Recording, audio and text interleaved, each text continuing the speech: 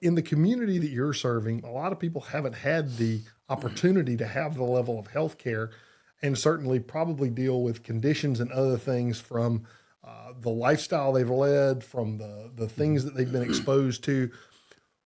How have you helped people overcome those fears? And then how have you used Jesus to kind of embrace them holistically Mhm. into the experience? So there's a lot of thought that goes into that, even structurally. Like we have a fair amount of color on our walls when you walk into the waiting room. I don't want a white sterile building.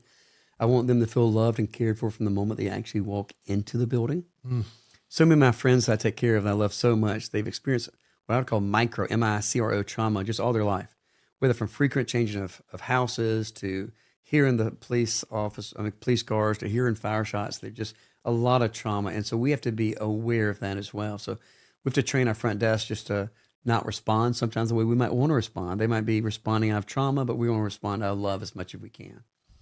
Even when you go back into the back office, like we have these drop down lightings that do not look like a doctor's office at all, intentionally to try to take some of that stereotype away. But you can only do so much through pretty pictures on the wall.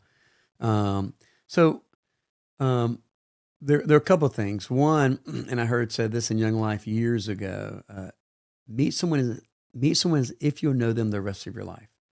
And so my goal when I go into the room is not to sit there and say, "Hey, how's your blood pressure?" My goal is to walk in and talk to them like we're friends, mm, like you and I are doing right now. yeah. My first question doesn't need to be about their blood pressure. It needs to be about their children, or they enjoy the snow day, um, and I think it builds friendship. I really do. I cannot tell you how many times I have gone into a room, and I think of this one lady who I love, passed away recently, African American lady. I walked in and she looked at me at my opener. She goes, Doctor, how's your daughter doing? I got four. And I'm going in my brain going, which daughter, which daughter, which daughter, And I finally realized that she was talking about my youngest. And I said she was doing good. And she said, the last time I saw you, you said you were worried about her. And I want you to know, I've been praying for her every day. Like that doesn't happen if I'm just a doctor.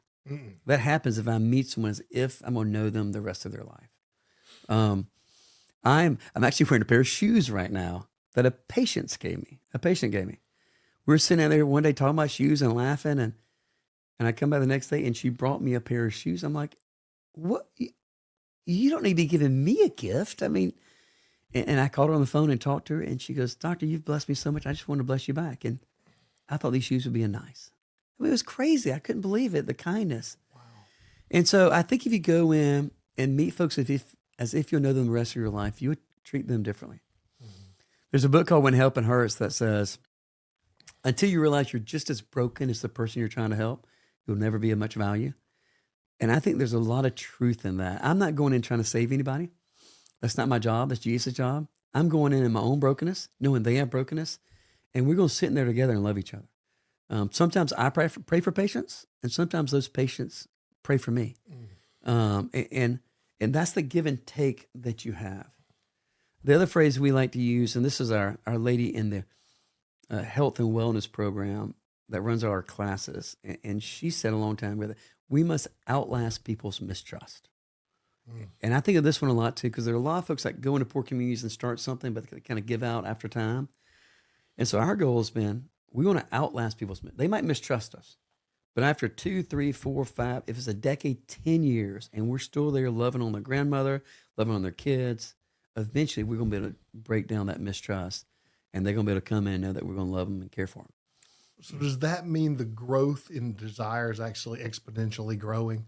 The need, I mean, you're obviously serving part of the community, but if that's breaking down that barrier to entry, are you seeing it pick up in terms of people's receptiveness to it?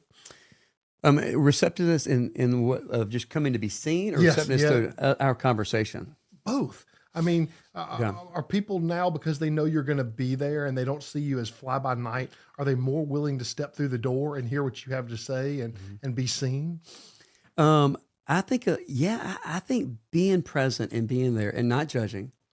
I mean, I see all kinds of folks, all kinds of different histories, Mhm. um, and just like people view themselves in a certain way. I have some folks who might be prostitutes, and they don't do prostitution for money. They do it for drugs. And so they might view themselves a certain way. But when they walk through that door, my view of them is they're made in the image of God. Mm-hmm. So they might not be willing to fight for them. We've got to be willing to fight for them. Mm-hmm. We've got to be willing to stand up and say, we'll help, we'll fight, we'll overcome for you.